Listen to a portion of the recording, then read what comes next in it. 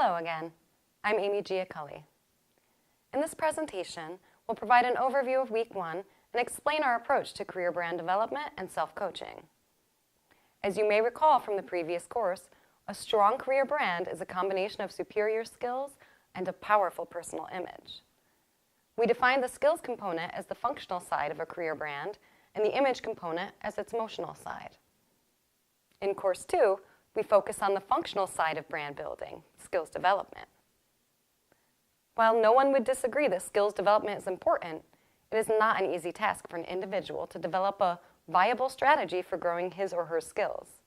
For example, how can one figure out which particular skills to develop, how to develop them, to what degree, and how to monitor progress?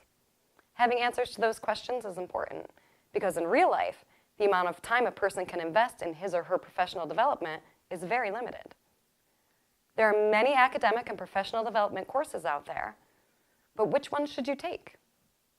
What level of mastery should you achieve? And how can you make the skills acquisition process efficient? In a highly competitive job market environment, the efficiency of skills development by a person is linked to the person's marketability. In other words, if there are two opportunities for professional development, you should choose the one that brings you closer to your desired job and better helps you outperform the competition. But how would you know that? It would be really helpful if you had an instrument to measure the efficiency of your professional development efforts and could compare your results with your competition. This hypothetical instrument would tell you about the level of your mastery in performing critically important skills and could monitor your progress when doing professional development activities.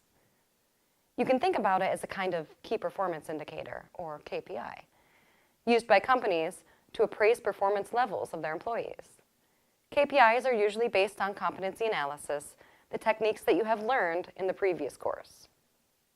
To create an instrument for evaluating one's skill level, we will be using the same approach as in the previous course, in which we introduced the selection dashboard. A selection dashboard is simply a chart that plots the levels of candidates' mastery in performing specified critical tasks in the process of competitive selection for a particular job. Using a selection dashboard is helpful to compare the candidate's readiness for the job.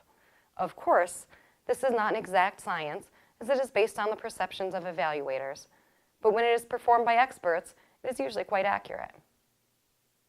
Even when scientists are selected for their scientific jobs, selection is usually done by people, not robots, using the described competency-based selection procedures. In this course, we will further develop the idea of the selection dashboard and introduce a new tool for professional development, which we call the Skill Builder Dashboard, or simply the Skill Builder.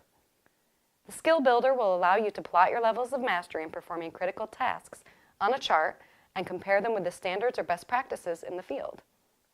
This tool will help you plan and organize your skill-building activities, monitor and document progress, prepare job applications, and engage in self-coaching.